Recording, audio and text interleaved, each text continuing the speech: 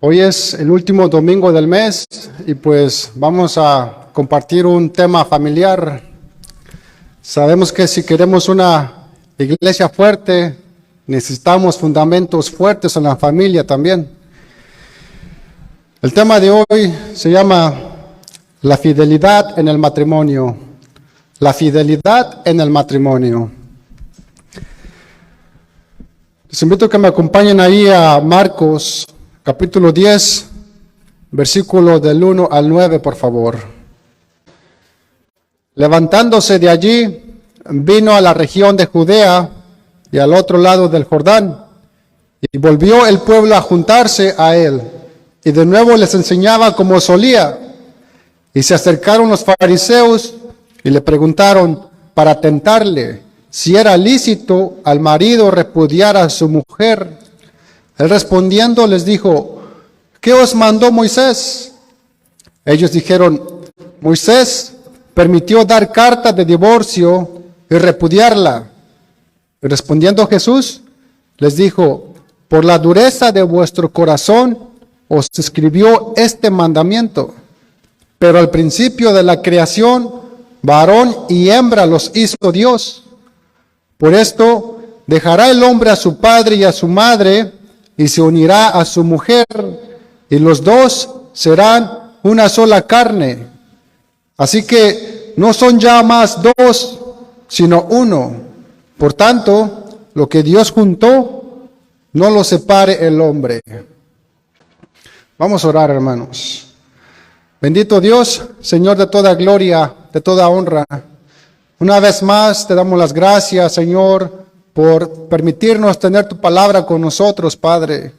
Te pedimos, Señor, que en esta tarde prepares nuestra tierra, Señor, y que recibamos una buena semilla, Padre, y que dé fruto al 100%, mi Dios. Bendice a tu iglesia y bendice al predicador. En el nombre de Jesús, amén y amén. Dicen los versos 1 al 2 que cuando Jesús regresó a Jerusalén, volvió el pueblo a juntarse nuevamente para seguirle y escucharle hablar. Y en medio de la multitud se encontraban algunos de los fariseos que se acercaron a Jesús y le preguntaron con la intención de tentarle. Los fariseos se acercaron a Jesús con esta intención de tentarle. Le dijeron que si era lícito al marido repudiar a su mujer.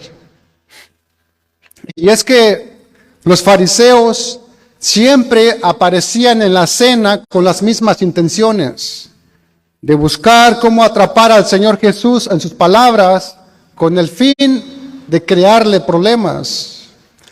Aquí los fariseos astutamente tientan al Señor Jesús con el tema del divorcio. Los fariseos estaban más interesados en hablar más acerca del divorcio que del matrimonio. Pero el Señor Jesús, como que les voltea la tortilla, ¿verdad? Estaba más interesado en hablar más acerca del matrimonio que del divorcio. Y es que los fariseos consideraban el matrimonio como algo temporal, como algo que se podía romper con toda la tranquilidad del mundo. Ellos pensaban que el divorcio era lícito, que el divorcio estaba permitido, y que era así de fácil y de sencillo divorciarse por cualquier causa indecente que el hombre encontrara en su mujer. Esos eran los pensamientos de los fariseos. Los fariseos basaban su teoría en lo que decía la ley del Antiguo Testamento. Ahí en Deuteronomio 24, del 1 al 2, si usted es rápido para la Biblia, vaya ahí a Deuteronomio 24, del 1 al 2. Dice: cuando alguno tomare mujer y se casare con ella, si no le agradare por haber hallado en ella alguna cosa indecente, le escribirá carta de divorcio y se le entregará en su mano y la despedirá de su casa. Y salida de su casa podrá ir a casarse con otro hombre. Esta fue la ley de Moisés. Vemos aquí que Moisés permitió al hombre dar carta de divorcio a su mujer. Pero en Marcos 10, capítulo 3 al 6, Jesús nos explica la razón por qué Moisés permitió dar carta de divorcio a la mujer. Vaya conmigo ahí a Marcos, capítulo 10, versículo 3 al 6, por favor.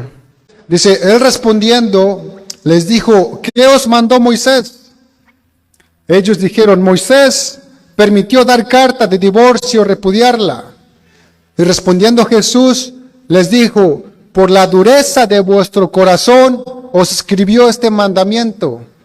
Pero al principio de la creación, varón y hembra los hizo Dios. Dice que Moisés no les mandó a dar carta de divorcio a la mujer. No les mandó, sino que lo permitió, que es otra cosa, Y lo permitió por un solo motivo. Dice, por la dureza del corazón del hombre. O sea que los hombres son necios, hermanos. Dice ahí en Marcos 10:6, dice, pero al principio de la creación, varón y hembra los hizo Dios. Dice, pero al principio de la creación, varón y hembra los hizo Dios. O sea que al principio de la creación, Dios creó un varón único. Dios creó a un varón único e hizo para él a una mujer única. De modo que Adán, que fue el primer varón, no podía divorciarse de su mujer, porque era única para él. Era única para él. Y es que, hermanos, al principio, el divorcio no estaba en el pensamiento de Dios, No estaba en el pensamiento de Dios. El divorcio nunca ha sido la idea de Dios. Dios no aprueba ni bendice el divorcio.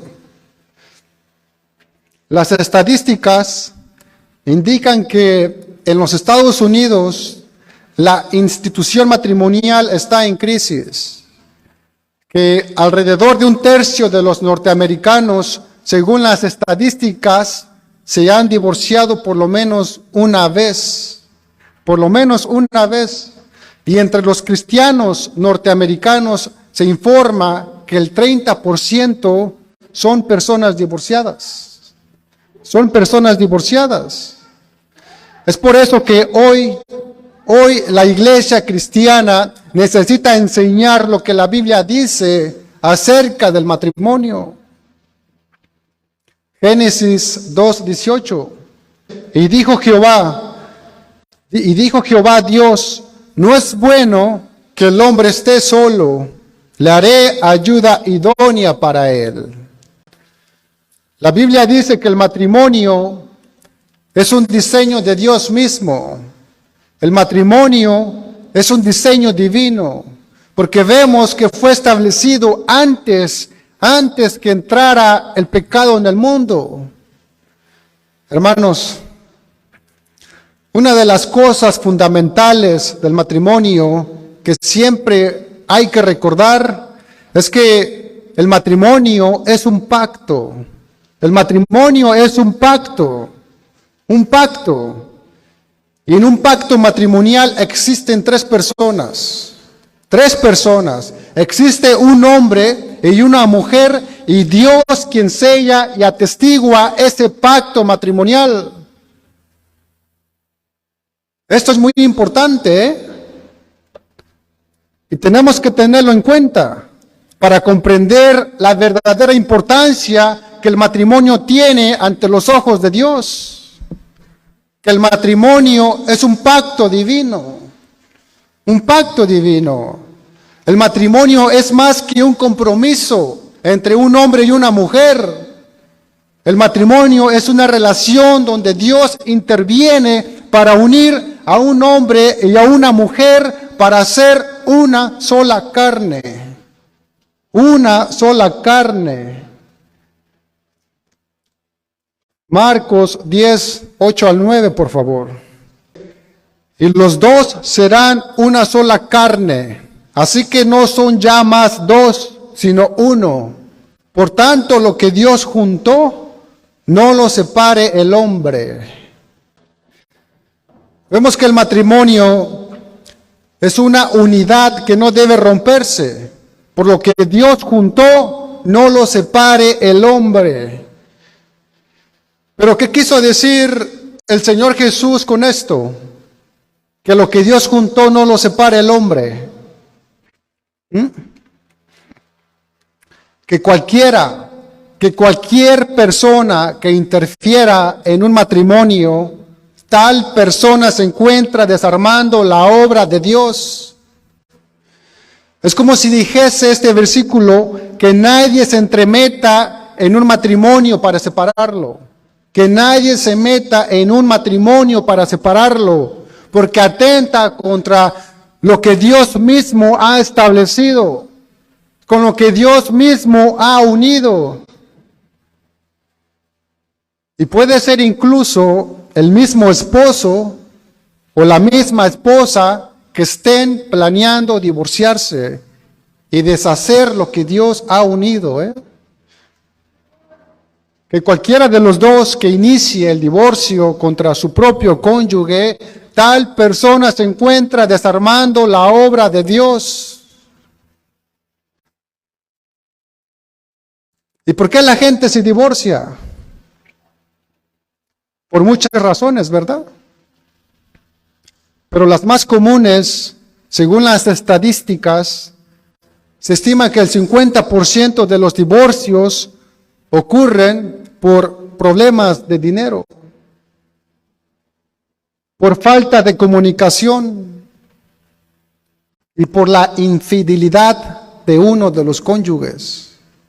Por la infidelidad de uno de los cónyuges. Hermanos, hay que tener cuidado en nuestro matrimonio, porque los cañones del diablo, los cañones del enemigo, apuntan en dirección de los matrimonios y de nuestras familias. Por eso la fidelidad del matrimonio es muy importante. ¿Se sabe que el matrimonio es honrado y debe ser honrado también? El matrimonio es honrado y debe ser honrado. Dice ahí en Hebreos capítulo 13, versículo 4, honroso sea en todos el matrimonio y el lecho sin mancilla, pero a los fornicarios y a los adúlteros los juzgará Dios. En la primera parte de este versículo nos recuerda lo que Dios espera de nosotros en el matrimonio. Honroso sea en todos el matrimonio y el lecho conyugal sin mancilla, sin mancha. Y en la segunda parte nos recuerda que Dios castigará a aquellos que no son fieles a estas normas. Dice, porque Dios juzgará a los fornicarios y adúlteros, dice la palabra de Dios. Hermanos, el matrimonio es honroso a los ojos de Dios. Él lo estableció en la creación y lo ha honrado desde en ese momento. Hoy día, el matrimonio es poco menos que honroso. De hecho, muchas parejas ya se casan por conveniencia temporal, por una conveniencia temporal, o solamente por una atracción física, o por los papeles, pero jamás como un mandamiento divino, jamás. Por eso hoy día ser infiel se ha convertido en un acto muy fácil de hacer, Ser infiel es muy fácil. Es como si el mundo te gritara que ser fiel es cosa de anticuados. Pero la Biblia dice que la infidelidad Es un pecado delante de los ojos de Dios. La infidelidad es un pecado delante de Dios. Y es que al serle infiel a tu esposo o a tu esposa, también lo estás haciendo directamente con Jesús, con el Señor. El que es infiel a su esposa ya ha sido infiel a Dios también. ¿Y qué es ser fiel? ¿Qué es ser fiel? Ser fiel es permanecer o estar firmes en lo que comenzamos. Es ser personas confiables y responsables. Fidelidad es lealtad a toda costa. A toda costa. La persona fiel es aquella que cumple con sus promesas y mantiene su lealtad aún con el paso del tiempo. Esa es una persona fiel. Y es que hermanos, no se puede edificar un matrimonio feliz en la infidelidad. No se puede. Claro que no. Por eso cuidemos nuestro corazón. Cuidemos nuestros ojos de lo que ven. Aparta tus pies de ir por caminos que te conducen a la perdición, los cuales pueden traer horribles consecuencias a tu vida. Evita perder tu hogar, tu familia, que con mucho esfuerzo has mantenido, que por un mal momento puede dolerte toda la vida. Uno piensa que puede engañar a su esposa o a su esposo, pero a Dios no lo podemos engañar. Sin darse cuenta, el engañado es uno mismo. Cuando hay engaño y adulterio, solo arriesgas la estabilidad de tu familia.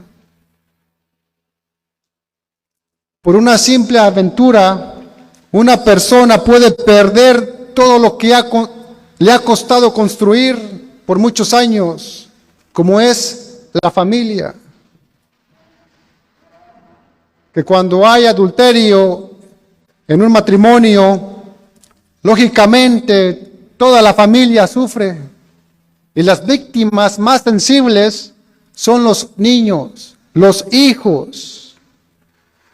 Pero quien pierde la paz y el respeto de los suyos es la persona que fue infiel. La persona que fue infiel pierde la paz y el respeto. Amigo y hermano, si usted tomó a su mujer como esposa, ámela. Ámela. Si usted tomó a esa mujer como esposa, ámela a pesar de sus errores y sus defectos y viceversa también. Usted tiene que amarla. Usted debe amar a su mujer hasta que la muerte lo separe o hasta que Cristo venga. Nuestros ojos no pueden estar para nadie más, ni mucho menos nuestro deseo no debe estar para nadie más. Hermanos, cuando uno se casa, la esposa es levantada por encima de las demás mujeres. Cuando uno se casa, su esposa es levantada por encima de las demás mujeres y se vuelve la mujer exclusiva para el esposo. Así también el esposo se vuelve el exclusivo para su esposa. La Biblia dice que debo serle fiel a mi esposa. Y la fidelidad conyugal es un mandamiento divino, La fidelidad es un mandamiento divino. En Éxodo 20:14 dice, no cometerás adulterio. Así lo dice radicalmente, no cometerás adulterio. Y en el Nuevo Testamento Jesús enseña sobre la importancia de la fidelidad en el matrimonio. Dice ahí en Mateo, capítulo 5, versículo 27 al 28. Oíste que fue dicho, no cometerás adulterio. Pero yo os digo que cualquiera que mira a una mujer para codiciarla, ya adulteró con ella en su corazón. Vemos que normalmente el pecado de adulterio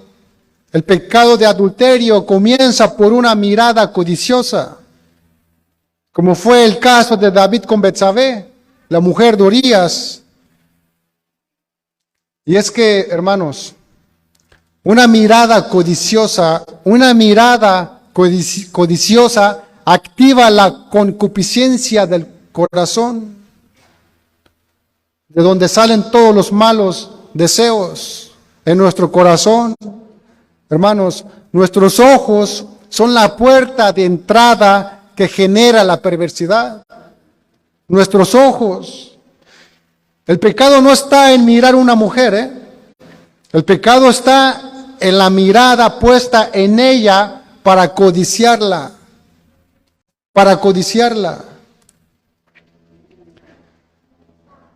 Amigo y hermano, no vale la pena ser infiel.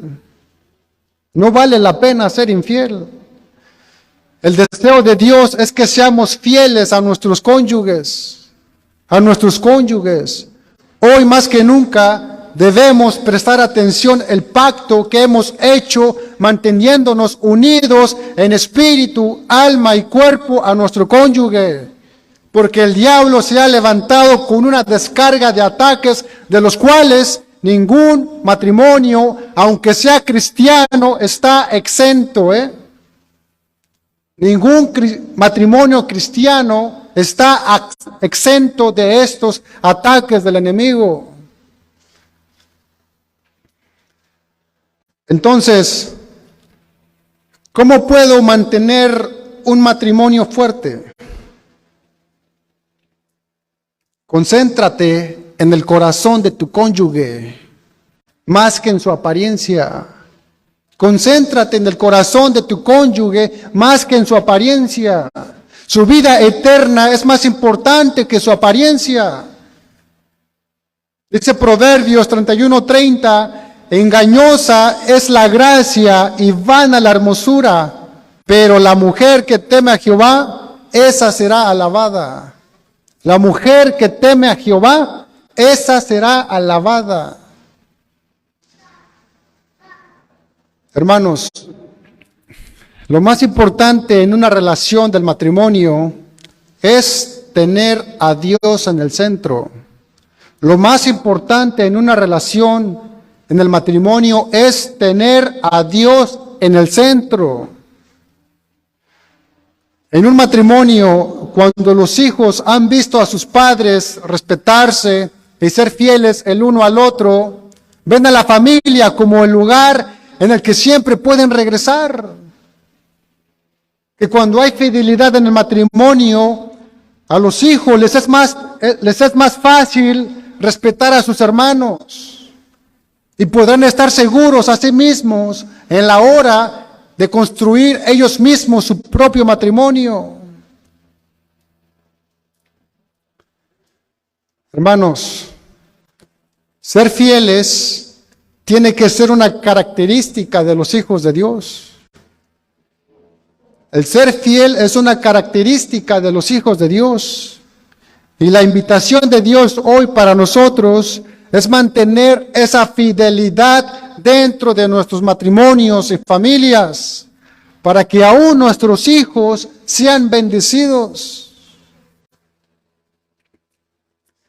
El hombre o la mujer que no pelee con todas sus fuerzas por su familia, no tendrá autoridad para pelear para nada más en este mundo. ¿Acaso, hermano y hermana, vas a permitir que el enemigo destruya tu matrimonio? ¿Acaso vas a permitir que el enemigo destruya tu familia? Siendo tú cristiano o cristiana y teniendo todas las armas para vencer, ¿vas a permitir que el enemigo destruya tu familia? Segunda de Corintios 10:4 dice, porque las armas de nuestra milicia no son carnales, sino poderosas en Dios para la destrucción de fortalezas. Amén. Acompáñenme a Job, capítulo 1, versículo 5, por favor. Y acontecía que, habiendo pasado en turno los días del convite, Job enviaba y los santificaba, y se levantaba de mañana y ofrecía holocaustos conforme al número de todos ellos, o sea, de todos sus hijos. Porque decía Job, quizá habrán pecado mis hijos y habrán blasfemado contra Dios en sus corazones. De esta manera hacía todos los días. Aquí Job, como padre de familia, actuaba como sacerdote y ofrecía holocaustos para sus hijos. Y no estaría mal, hermanos, que nosotros como creyentes, antes de ir por la noche a descansar, o si no por las mañanas, en vez de irnos peleados a la cama con nuestro cónyuge o levantarnos enojados, mejor imitemos lo que hacía Job por las mañanas, que oraba e intercedía por su familia.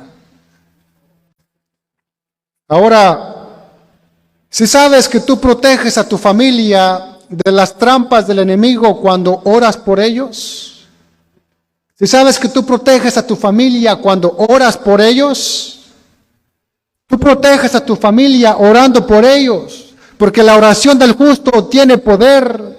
Y la oración de un padre o de una madre tiene poder sobre la vida y el futuro de su familia.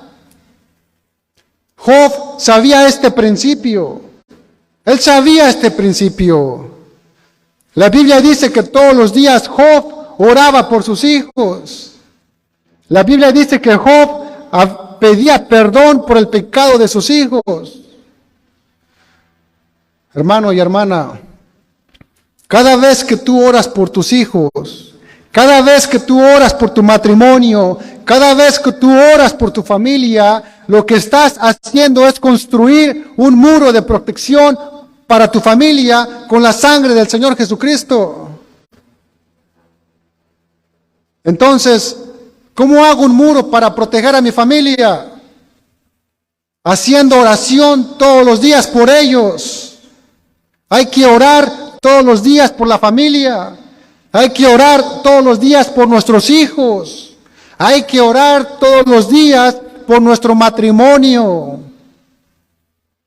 Cada vez que tú estás orando, estás peleando por tu matrimonio. Estás peleando por tu familia. Estás peleando por tu hogar. Estás peleando por tu casa. Cada vez que tú oras por tu familia, estás construyendo un muro de protección alrededor de ellos. Hoy vivimos tiempos en que cada uno tiene que pelear por su familia, pelear por su hogar, pelear por sus hijos, y pelear por su esposa, y pelear por tu matrimonio. Y cuando hablo de pelear, no me estoy refiriendo a agarrarse a golpes con el cónyuge. Dice Efesios 6:12, porque no tenemos lucha contra sangre y carne, sino contra principados, contra potestades, contra los gobernadores de las tinieblas de este siglo, contra huestes espirituales de maldad en las regiones celestes. Nuestra lucha no es contra sangre y carne, sino contra huestes de maldad, hermanos. A lo mejor estamos peleando con el enemigo equivocado. El enemigo no es tu esposo, no es tu esposa. El enemigo es Satanás y sus demonios.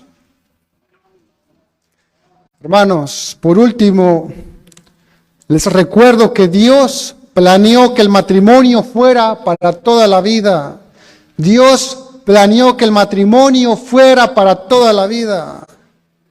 Tenga en mente que los problemas en un matrimonio tarde o temprano van a llegar, Tenga eso bien claro.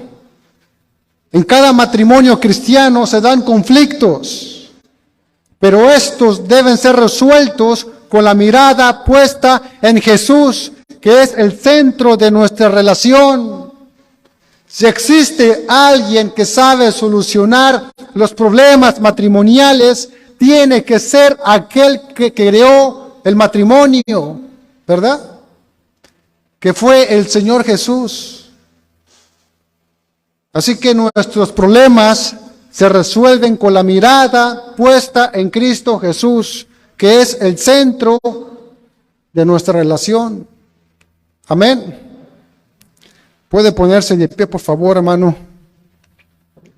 Malaquías, capítulo 2, versículo 14 al 15, por favor.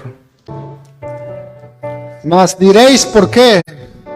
Porque Jehová ha atestiguado entre ti y la mujer de tu juventud, contra la cual has sido desleal, siendo ella tu compañera y la mujer de tu pacto. ¿No hizo él uno, habiendo en él abundancia de espíritu? ¿Y por qué uno? Porque buscaba una descendencia para Dios. Guardaos pues en vuestro espíritu, y no seáis desleales para con la mujer de vuestra juventud, dice la palabra de Dios.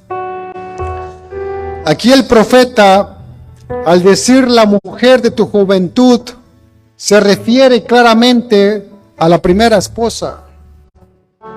Hermanos, un pacto no es un contrato, Un pacto no es un contrato. Un contrato se rompe cuando una o de las dos partes falla. Pero Dios, como legislador del matrimonio, ha establecido que el matrimonio no sea un contrato, sino un pacto que no se puede romper.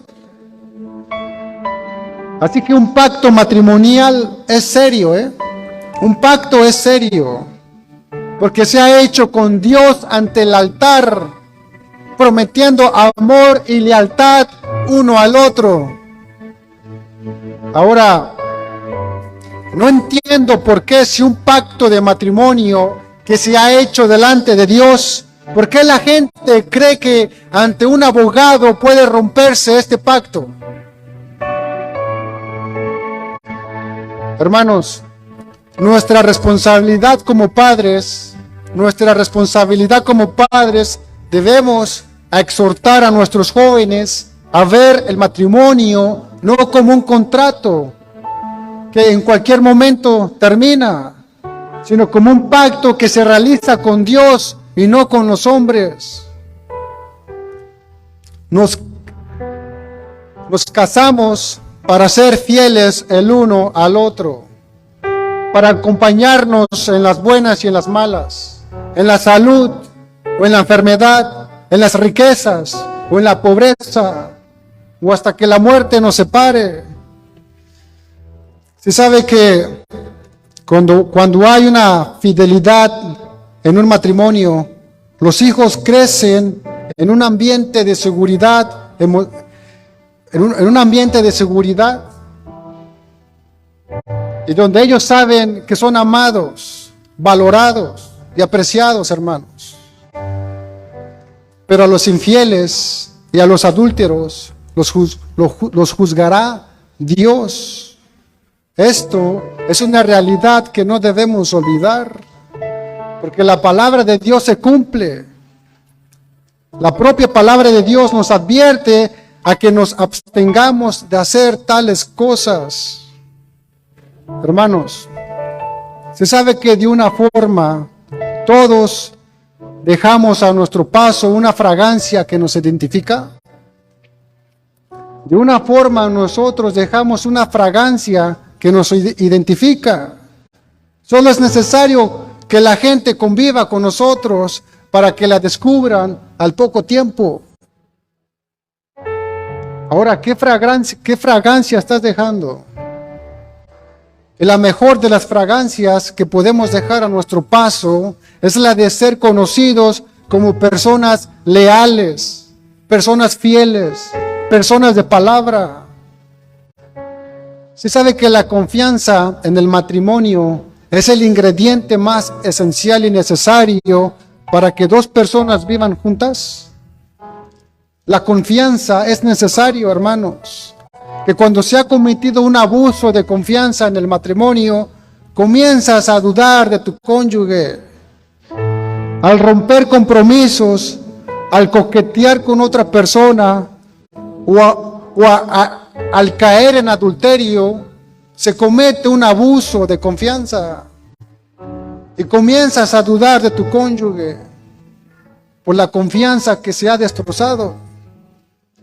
Ahora la pregunta es, ¿acaso es posible restaurar de nuevo la confianza perdida? ¿Acaso es posible restaurar de nuevo la confianza perdida? Claro que sí. Claro que sí. No será fácil, pero la respuesta a esta pregunta es sí. Las Escrituras nos muestran varios ejemplos donde se ha restaurado la relación de la confianza después de sufrir ofensas graves. Recordemos el rechazo frío y cruel de Pedro, que Pedro, como discípulo y amigo íntimo de Jesús, públicamente confesó su eterna fidelidad al Señor. Sin embargo, al presentársele la oportunidad de salvarse a sí mismo, Pedro negó conocerle a Cristo. Y no solo una vez, sino 3 veces. Y a pesar de que lo traicionó, Jesús personalmente buscó a Pedro para reconciliarse con él y lo reintegró por completo al ministerio. Así que, amigo y hermano, obviamente, si es posible reconciliar y restaurar la confianza en una relación que se ha perdido. Si es posible. Hermanos, hoy como esposos, hagamos un pacto de fidelidad delante de Dios y Él nos honrará con su bendición. Amén. Hágame un favor, hermano. Los que tengan su esposa a su lado, tómela de su mano. Vamos a orar. Bendito Dios, Señor de toda gloria, de toda honra, Padre. Una vez más, gracias, Señor. Gracias por tu bendita palabra, mi Dios, que nos exhorta, nos da dirección, nos guía, Señor. Gracias te damos, Padre. Señor, en esta tarde, mi Dios, oramos por los matrimonios, bendito Dios. Oramos por esos matrimonios, Padre. Oramos, Señor, para que el enemigo, Señor, no interfiera, Padre. Que no interfiera, Señor. Que no toque corazones, que no ponga pensamientos malos, Señor, en uno de los cónyuges, Padre. Oramos, Padre, para que tú pongas una protección alrededor, Señor, de los cónyuges, de mi cónyuge, aún de mi vida misma, Señor. Oramos, Padre, para que tú cuides, Señor, y honres esos matrimonios, Padre. Que tú les des fortaleza, mi Dios. Que tú les des dirección, Padre, si están pasando conflictos, bendito Dios. Bendice, mi Dios. Bendice, Señor, sus matrimonios, Padre. Que familias sean unificadas, mi Dios. Que familias se fortalezcan en la fe, mi Dios. Que seas tú el centro de cada familia, de cada matrimonio, Señor. Porque ahí está la solución, Padre. Cuando te invitamos a que tú entres en nuestro matrimonio, en nuestra familia, Señor, habrá luz en medio de nuestra casa, Padre. Entra, Señor, en nuestro matrimonio, bendito Dios. El matrimonio, Señor, es honroso, bendito Dios. Ayúdanos, bendito Dios, a cuidarlo, Señor, a protegerlo, Padre, a velar por nuestro matrimonio, Señor. Que no menospreciemos el pacto que hemos hecho delante de ti, oh mi Dios. Ayúdanos, Señor, a ser fieles, Padre, a ser hombres de palabra, a ser hombres fieles. Ayúdanos a perseverar, Padre, en lo que en algún día hicimos un pacto, Señor, delante de ti, mi Dios. con nuestro cónyuge, Señor. Esas promesas, Señor, que nos dijimos de estar ahí por siempre hasta una eternidad, bendito Dios.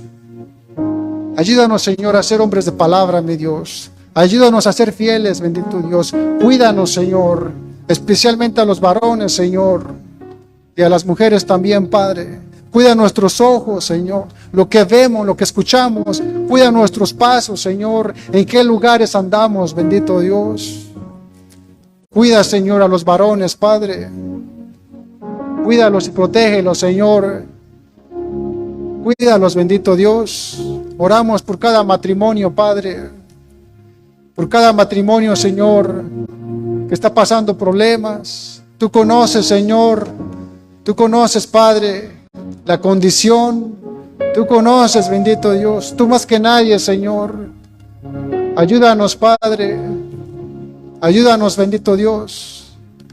No permitas, Señor, que surja un divorcio. No permitas, Padre, que haya contiendas, que haya divisiones, bendito Dios. Queremos que nuestros hijos crezcan, bendito Dios, en un ambiente sano, Padre. Ayúdanos a ser ejemplo, mi bendito Dios, para que los aconsejemos algún día, Padre, cuando estén listos para irse de casa y construir su propio hogar. Ayúdanos, Padre. Bendice a los matrimonios que están aquí congregados, Señor, en tu nombre, Padre. Y los que no pudieron llegar también, bendícelos, bendito Dios. Te damos las gracias, Padre. A ti sea la gloria, a ti sea la honra. En el nombre de Jesús. Amén, amén y amén. Dios les bendiga, hermanos.